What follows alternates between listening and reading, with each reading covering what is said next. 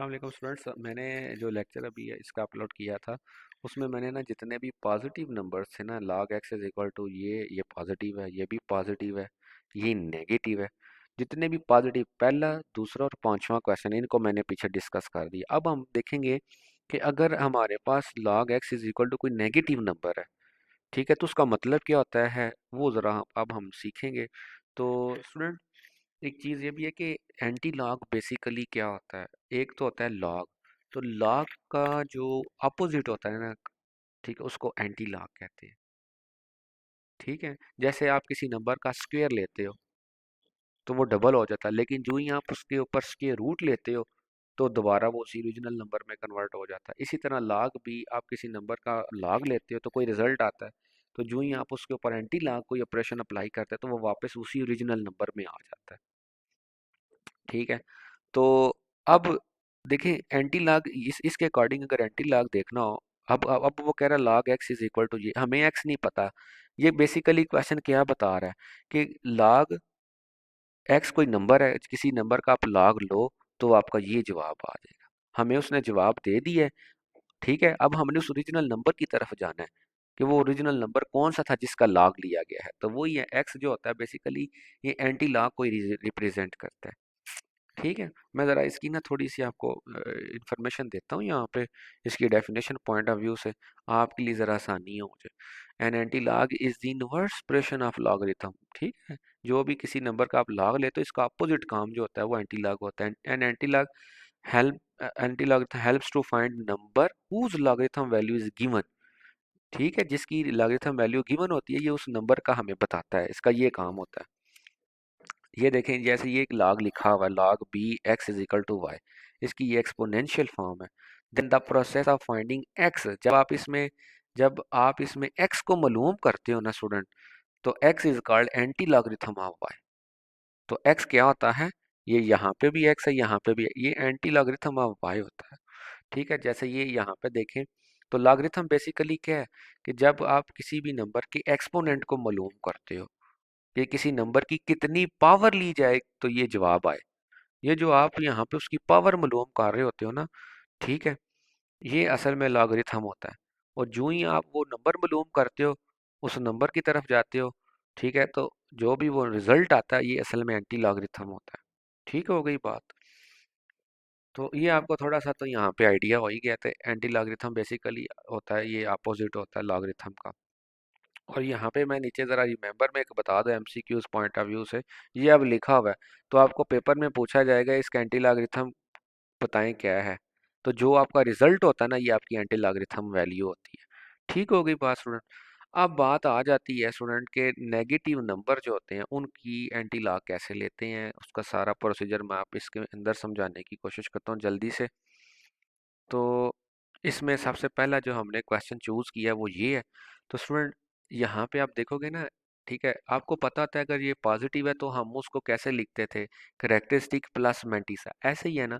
लेकिन ये तो एक नेगेटिव नंबर है, ठीक है, इसको आप लिखोगे तो वो ऐसे होगा, -3 माइनस ये है। ठीक है, ये असल में जो भी रिजल्ट आया हुआ है ना, ठीक है, ये लॉग का रिजल्ट तो है, लेकिन ये असल में लॉगरिथमिक फॉर्म में नहीं है। ठीक है, क्यों नहीं है, उसका क्वेश्चन ये होता है क्योंकि यहाँ पे जो आपका मेंटिस है ना स्टूडेंट, वो नेगेटिव होता है। ये याद रख लो, जब भी आप किसी भी नंबर का नेगेटिव नंबर का एंटी लॉग ले रहे होते हो, तो ये जो उसकी फॉर्म लिखी हुई है ये असल में मेंटिसा इसमें नेगेटिव है, वो ये लिखा हुआ है। हमारे पास तो इधर पता है मेंटिसा पॉजिटिव, अगर तो पॉजिटिव हो ना फिर सीधा सीधा काम है, फिर कोई मुश्किल नहीं है, वो नीचे इसी के नीचे जरा प्रोसीजर है वो मैं आपको बता दूंगा, अगर तो मेंटिसा पॉजिटिव हो जाएगा। और अब हमने यहाँ पे क्या देखा कि अगर हमने इसको ठीक करना है, इसका प्रॉब्लम का सलूशन मालूम करना है, तो हमें मेंटिसा पॉजिटिव करना पड़ना है। ठीक है, तो मैं जरा पढ़ता हूँ, if mantissa is negative we make it positive by adding and subtracting. बड़ी इंपॉर्टेंट बात है, next whole number of the integral part. ये मैंने खुद से लिखा है आपकी आसानी के लिए, ये वर्डिंग लिखी है कि आपको समझ आ जाए क्या मैं कह रहा हूँ। कि आपने इसके मेंटिसा को अगर पॉजिटिव करना है, आप देखिए इसका इंटेग्रल पार्ट क्या है, वो है -3। आपने क्या करना है, इसका साइन जो है ना नेगेटिव, इसको इग्नोर करना है, वो देखनी है ये होल नंबर क्या है 3, इससे नेक्स्ट होल नंबर चूज करना है, वो क्या है 4, उसको आपने ऐड और सब्ट्रैक्ट करना है। समझ आ गई है स्टूडेंट, किस में, इस पूरी वैल्यू के अंदर। और उसका तरीकाकार क्या है, उसकी तरतीब क्या है, वो ये नीचे लिखी हुई है। तो 3 है इंटीग्रल पार्ट, तो हमने 4 लेना है। तो आप लिखेंगे यहाँ पे 4 को आपने देखें प्लस के साथ लिखा और 4 को आपने माइनस के साथ लिखा। तो याद रख ले, तरतीब यही रखनी है, माइनस वाला पहले, पॉजिटिव वाला बाद में। तो यहाँ पे अपने पे जो पॉजिटिव वाला और जो रिमेनिंग पार्ट है ना, उसको आपने सब्ट्रैक्ट कर लेना है। तो जो आपका नेगेटिव वाला हिस्सा था ना -4, इसको आपने ऐसे ही रहने देना है। अब आपका ये वाला जब इसमें से सब्ट्रैक्ट करेंगे तो मेंटीसा पॉजिटिव हो गया। ठीक हो गई बात। अब ये लॉगरिथमिक फॉर्म में क्यों, ये हमारा मेंटीसा पॉजिटिव आ गया।